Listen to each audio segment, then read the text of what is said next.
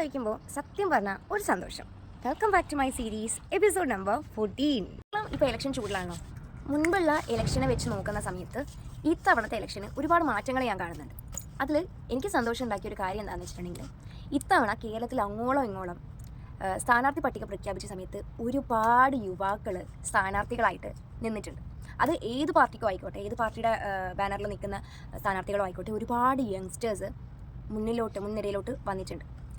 അത് എനിക്ക് തോന്നുന്നു നമ്മുടെ പൊളിറ്റിക്സിൽ, കേരള പൊളിറ്റിക്സിൽ ഉണ്ടാവാൻ വേണ്ടി പോകുന്ന, അല്ലെങ്കിൽ നമ്മുടെ സൊസൈറ്റിയിൽ ഉണ്ടാവാൻ വേണ്ടി പോകുന്ന ഒരു വലിയ ചേഞ്ചിൻ്റെ ഭാഗമായിട്ടാണെന്ന് ഞാൻ വിശ്വസിക്കുന്നു.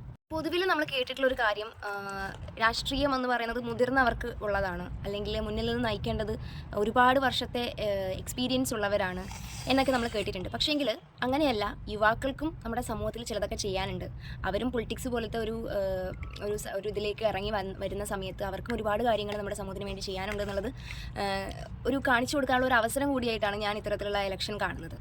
യുവാക്കൾ ഒരിക്കലും നമ്മുടെ രാഷ്ട്രീയത്തെ ഒരു കരിയറായിട്ടല്ല കാണുന്നത്. അവർക്കും ചിലതൊക്കെ ഈ രാഷ്ട്രീയം വഴി നമ്മുടെ സമൂഹത്തിൽ ചെയ്യാനുണ്ട് എന്നുള്ള രീതിക്കാണ്. നമ്മൾ പൊതുവേ ഇത്തരത്തിലുള്ള കമൻറ്റുകൾ നമ്മൾ കേട്ടിട്ടുണ്ടാകും. അതായത് നമ്മുടെ പുതുതലമുറയ്ക്ക് ഒരു പ്രതിബദ്ധതയില്ല സമൂഹത്തോട്, അവർക്ക് ഈ മൊബൈലിൽ അഡിക്റ്റാണ്, അല്ലെങ്കിൽ സോഷ്യൽ മീഡിയയിൽ അഡിക്റ്റാണ് എന്നുള്ള രീതിക്കൊക്കെ ഒരുപാട് കമൻറ്റുകൾ നമ്മൾ കേട്ടിട്ടുണ്ട്. പക്ഷേ അങ്ങനെയല്ല, ഒരു വിഭാഗം ആൾക്കാർ ഇതുപോലെ നമ്മുടെ സമൂഹത്തിൽ നല്ലത് ചെയ്യാൻ വേണ്ടി, അല്ലെങ്കിൽ സമൂഹത്തിൻ്റെ ഭാവിക്ക് വേണ്ടി ഒരുപാട് നല്ല കാര്യം ചെയ്യാൻ വേണ്ടി ആഗ്രഹിക്കുന്നുണ്ട്.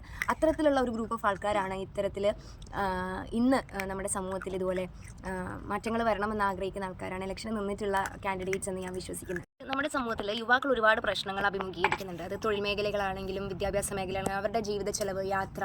അപ്പോൾ ഇത്തരത്തിലുള്ള പ്രശ്നങ്ങൾ നേരിട്ട് അനുഭവിച്ച വ്യക്തികൾ എന്ന നിലയിൽ അവർക്ക് കൂടുതൽ മാറ്റങ്ങൾ കൊണ്ടുവരാൻ വേണ്ടിയിട്ട് സമൂഹത്തിൽ സാധിക്കുമെന്ന് ഞാൻ വിശ്വസിക്കുന്നത്. അതാണ് ഒന്നാമത്തെ കാര്യം. ഒക്കെ നടപ്പിലാക്കാം, അല്ലെങ്കിൽ എങ്ങനെ ചെയ്യാം, ഇത്തരത്തിലുള്ള ഒരു വിഷൻ യങ്സ്റ്റേഴ്സിന് എപ്പോഴും കാണും. കാരണം എന്തൊക്കെ പ്രാക്ടിക്കലായിട്ട് നമുക്ക് പെട്ടെന്ന് ചെയ്യാൻ വേണ്ടി പറ്റും എന്നുള്ളൊരു വിഷനോടെയാണ് മിക്ക യങ്സ്റ്റേഴ്സും ഇത്തരത്തിൽ മുന്നോട്ട് വരുന്നുണ്ടാവുക. AI പോലുള്ള സാങ്കേതിക വിദ്യയൊക്കെ ഒരുപാട് വികസിച്ചിട്ട് വന്ന സമയമാണിത്. അപ്പം ഒരുപാട് ഇതുപോലത്തുള്ള സാങ്കേതിക വിദ്യ വളരുന്ന ഒരു സാഹചര്യത്തിൽ നമുക്ക് യങ്സ്റ്റേഴ്സിന് കൂടുതൽ കാര്യങ്ങൾ നമ്മുടെ സമൂഹത്തിൽ കുറച്ചുകൂടി നമ്മുടെ ഭാവി കൂടെ നോക്കിയിട്ട് നമുക്ക് ചെയ്യാൻ വേണ്ടി പറ്റും എന്ന് ഞാൻ വിശ്വസിക്കുന്നു.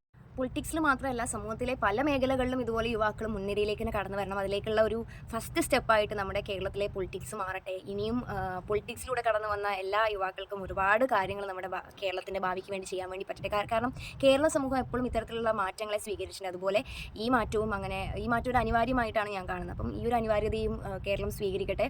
ഇനിയും യുവാക്കൾക്ക് ഒരുപാട് കാര്യങ്ങൾ നമ്മുടെ കേരളത്തിൽ ചെയ്യാൻ വേണ്ടി പറ്റട്ടെ.